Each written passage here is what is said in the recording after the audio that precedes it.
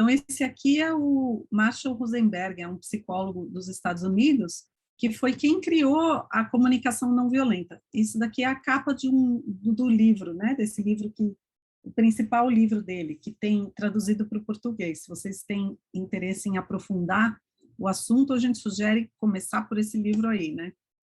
Então, lá na década de 60, ele começou a criar esse processo que depois ele veio a chamar de comunicação não violenta, e que é um processo que está presente em mais de 65 países pelo mundo hoje e vem crescendo muito, né, em todas as áreas, desde relações familiares, terapia, né, processos internos, individuais, escolas, ambientes organizacionais de trabalho, né, e transformação de conflitos, inclusive conflitos internacionais.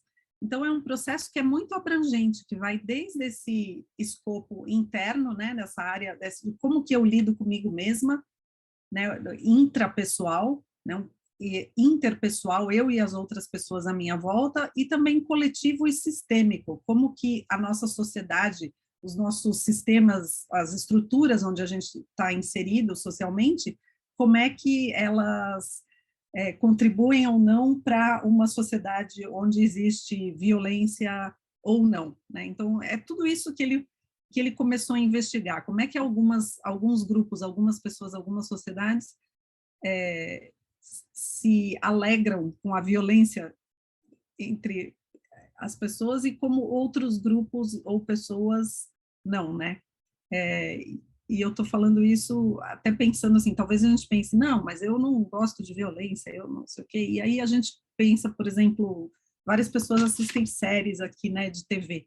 Tem várias séries que eu e o Yuri assistimos, por exemplo, que a gente vê assim, puxa, o ponto alto daquela série é quando o herói bateu no vilão, né, ou matou aquela pessoa, e aí a gente para e pensa assim, puxa, a gente está celebrando a violência, né? Aí é que está esse é um dos pontos centrais da comunicação não violenta que o Marshall começou a perceber. Como é que tem certos momentos em que a gente celebra a violência, a gente curte, nossa, isso aqui é legal, e em outros momentos não, né? E aí ele percebeu que por trás disso está uma maneira de pensar, que é a forma de pensar que, se aquela pessoa é má, ela é malvada, ele está fazendo algo errado, então ele merece ou se aquela pessoa castigo, é menos também. ou se ela é menos, se ela vale menos, né? Algumas pessoas valem mais e outras valem menos na nossa sociedade. Então ela merece, ela não merece ter todas as coisas que eu tenho, ou não merece ser tão ser bem cuidada, ser bem tratada, ter dignidade. Então, no fundo da violência no mundo, ele começou a perceber que existe um tipo de pensamento, um tipo de visão de mundo, né? A gente vê o mundo como tem pessoas que são melhores e merecem mais do que outras, tem pessoas que são piores ou malvadas e merecem castigo, punição, violência, e outras pessoas merecem tudo de bom, vamos dizer. Então, e aí ele começou a pesquisar essa questão, né? Como esse pensamento se traduz em linguagem e como se traduz, né, nas nossas relações, na forma que a nossa sociedade se estrutura, que as nossas, né, o nosso sistema de educação, o jeito com que nós exercemos a parentalidade, né, educação dos filhos, nas escolas, como a gente se organiza nas organizações, nas empresas, e como tudo isso está no nosso dia a dia, nas relações, numa relação de casal, né, num casamento, enfim, isso está, a nossa linguagem e a forma de pensamento está presente em tudo isso.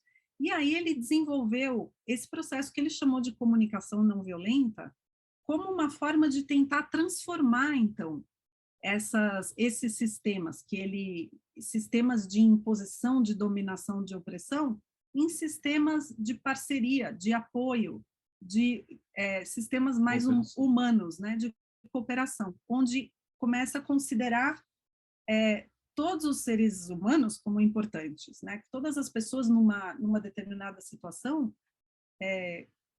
todas as necessidades, né, de todos como válidas, valiosas e importantes.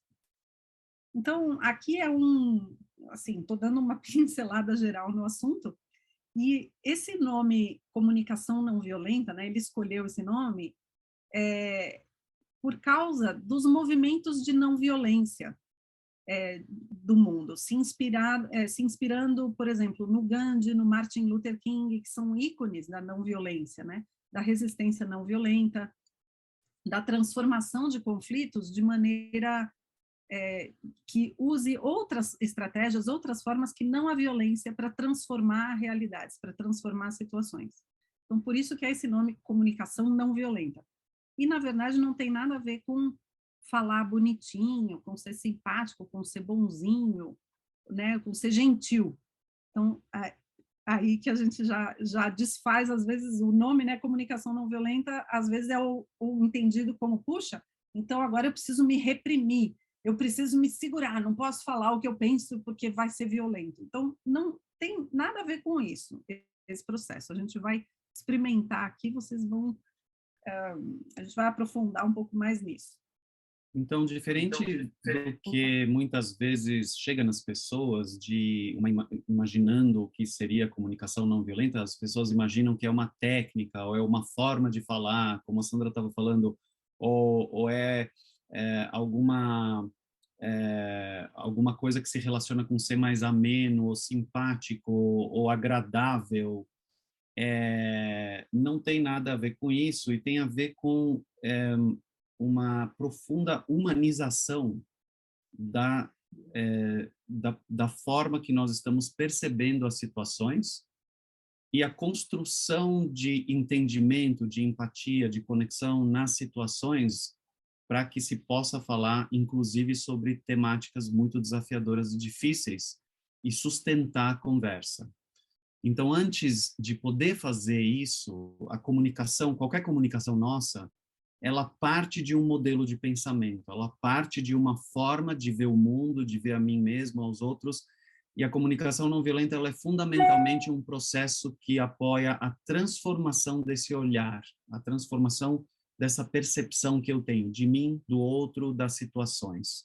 E a partir dessa transformação do olhar vai emergir, vai poder emergir, vão ser as condições criadas para poder emergir um outro tipo de comunicação.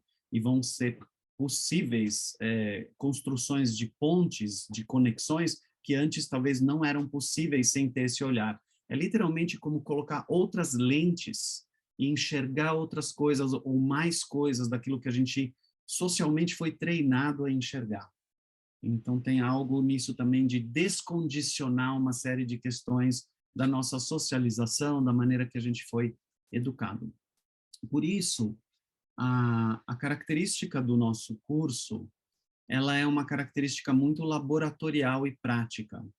E eu quero dizer para vocês que, para nossa alegria, foi possível, quando aconteceu a pandemia, foi possível transportar, traduzir tudo aquilo que a gente fazia presencialmente para o online. E a gente convida as pessoas a estarem presentes aqui nesse curso como se estivessem sentadas numa roda presencial participando do curso.